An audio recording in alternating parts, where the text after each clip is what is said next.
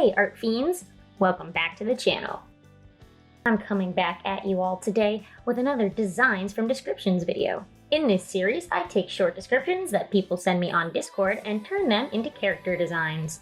This is the third video of this series, so if you like this one, be sure to go watch other ones as well. I will be going through 4 more descriptions given to me, so if you want to submit a description for a future video in this series, you can do so by joining my Discord server, which is linked in the description below. Alright, let's jump into the characters I designed. First up is this description sent in by user Bonky. It reads, small boy in plague doctor mask who likes to poison people for fun. As I always do, I first start with some concept sketches. This one was all about that plague doctor mask, so I wanted to get a good grasp on what that mask would look like. The idea I had for this one was a more modern take on the plague doctor. Since this character is a child, my first sketch of the character had to be very squat and small. I wanted to pose them so they were hiding some poison behind their back as they talked to some unseen adult. This was to show how they are trying to be perceived as innocent, but are hiding something very dark underneath that childish exterior. For the design, the mask was obviously the most important part. I first tried it with the hat that plague doctors wear, but when I thought of going into a modern direction, I changed this into the hood of a sweatshirt instead.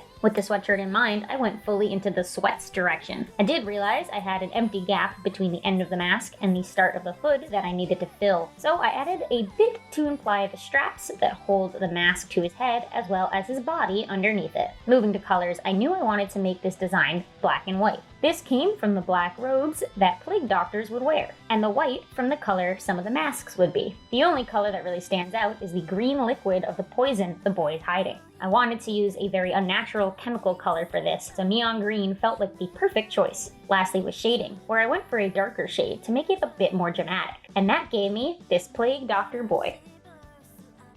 The next character description was given to me by user Paige with a gun. This one says, friendly elf lady with flowy dress and glowing butterfly friends. The words flowy dress spoke right to me, as drawing big flowy shapes is one of my favorite things to do. This one wasn't anything I hadn't done before, so I didn't have a need to draw any initial design sketches. I went right into posing this elf. I decided to go with her slowly walking, with one of her butterfly friends perched on her finger close to her face. This pose showed how she is reserved and elegant, and also gives interaction between her and the butterflies to show their relationship. I looked up some images of Renaissance-style dresses for clothing reference, and ended up going with a style of dress that's tied in the front and flows down behind her. It is 2 parts, the top part splitting in the center to this long flowy fabric, and the bottom part being the part of the dress that covers her to the floor. There is a belt under her chest as well as a collar around her neck to keep the top fabric on her body. The final part of the dress is the long fabric that wraps around her arms and trails farther down. At first I was going to make sleeves directly attached to the dress, but I instead went with the idea of it being more of a shawl wrapped around her separately. For her hair, I wanted it to be just as elegant as the dress was. I personally find that braids add something elegant to hair, since it's a hairstyle that takes a lot of effort to put together every day. So I gave her a middle part with braids going to the back of her head that trails into another braid down the back of her hair. I gave her 2 side braids, as well as some long hair that is untied flowing behind her. Lastly, I laid out a bunch of butterflies all around her to add to that one that is sitting on her hand. For her colors, I didn't find the right color for the dress at first. I wanted to go for a dark skin for this elf lady and wanted colors that would go well with that complexion. To make her more fantastical, I went for a natural hair color with the pink I chose. The first shade I chose was a bit too dark for my taste, so I lightened it up to help it match with her skin tone. For the clothes, I first went with green, since I always connect elves to nature. However, I didn't like how the green colors were looking next to the rest of her body, so I ended up swapping them to blue, which I love a whole lot more on her. I kept it simple with only 3 colors in her dress, a light blue for the top, dark blue for the bottom, and white for the collar and belt. The wrapping on her arms I made was a tad lighter than the light blue of her dress, but I ended up lowering the opacity on it so it could be this more transparent style of cloth. This helps to not bring too much attention to the cloth, but still keeps it connected to the rest of the dress. I ended by coloring all the butterflies. I used a few colors multiple times to connect them together, drawing some random patterns on the wings as well. The last step was adding shading, as well as the glow on the butterflies. And that is my elf lady with her butterfly friends.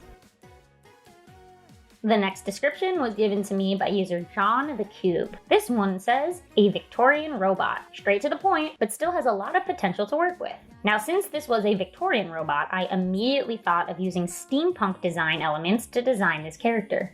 I did a bunch of initial sketches based off some steampunk robot designs I found online. Some common things I noticed were the simple shapes in the bodies and the use of old-fashioned technology for the mechanics. So for my design, I started with a simple circle shape for the body. I liked the designs that had a huge body and tiny head, so I added a small little head on top of the body in my character. For the eyes, I went with simple tubes sticking out of the head with a light bulb in the center of them. So the body wasn't so bare, I wanted to include a design element in the center somehow. It starts off as these simple circles, but I end up adding an element that makes it a bit more like an old-fashioned radio. I added 2 antennae on the side of his head next, leaving room on the top of his head for what I wanted to add later on. For his arms, I kept up the use of simple shapes. His shoulder joints are simple circles with tubes for his arms. His hands are these big cylinders with claws on the end so that he's able to pick things up. I then translated these ideas into his legs, using simple cylinders for the top of his legs and his feet, a tube connecting them together. The next thing was dressing this boy up to look more Victorian.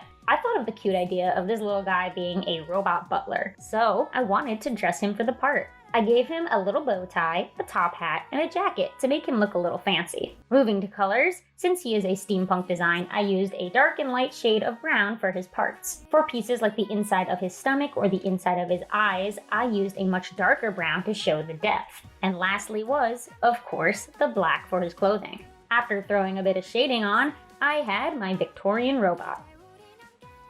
The last description for this video was given to me by user Man of Gay. It says, a person who has a mushroom growing out of their head like it's a hat. Now, a mushroom on someone's head is a concept I have seen done many times before. There's an artist whose work I love, named Prima Ja, who I was specifically thinking about, since they have this one OC whose whole hairstyle is designed like it's a mushroom. Very inspired by this idea, I wanted the mushroom to be growing directly from this character's hair. I started with drawing some basic mushroom shapes to get the general idea of what they are formed like. I then went into a pose for the character. I thought it would be really funny if this mushroom-headed character was eating a slice of pizza with mushrooms on it. So I posed them sitting down with pizza in hand, the other arm leaning on an invisible table, and looking at the viewer as though they're confused as to why you think it's weird. Mushrooms have these long round tops. So to match the character's body to the mushroom, I went with a larger body shape for the design. Last was, of course, the mushroom growing out of his head. I wanted it to be big so that it could act like a hat and block his eyes from the sun. With the pizza in hand, I figured this character would exist in the normal everyday world. So for clothes, I wanted something basic. I first went with a sweatshirt, but then I remembered I had already done that for another character in this video, and I didn't want to reuse an idea. So instead, I gave him a sweater. I went for simple pants for his bottoms, and for shoes, I was really sold on flip-flops matching his whole vibe.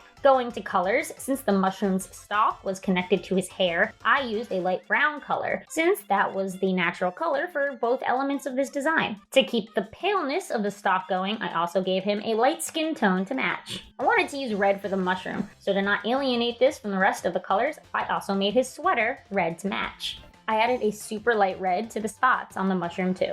I made the flip-flops brown to keep this tan trend going, and decided to use a black color for the pants so that they would not stand out too much on the design. Then was coloring the pizza and the mushrooms on top. Also the little drip stain that fell onto his shirt from the cheese. Lastly was shading him in, and that gave me this mushroom-headed character.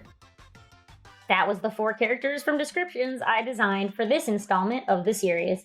I hope you all enjoyed this one. I always have a lot of fun making these characters. If you want to see more of this series, please be sure to go check out the last 2 parts that came before this. And if you want to submit a description for me to create a character from, be sure to join my Discord server to do so. You will find a link to that in the description, as well as links to all my social media accounts. So if you enjoy my art and want to see more of what I make, be sure to follow me on Twitter or Instagram. I also have a link to my Patreon where you can get special perks such as sketches, speed paints, and more for just a few bucks a month. If you want to see more character design videos, I have a lot of different types of videos related to that topic, so subscribe for more content. With all of that, thank you so much for watching. Like, comment, share, and subscribe. All the things that the YouTubers say. Peace!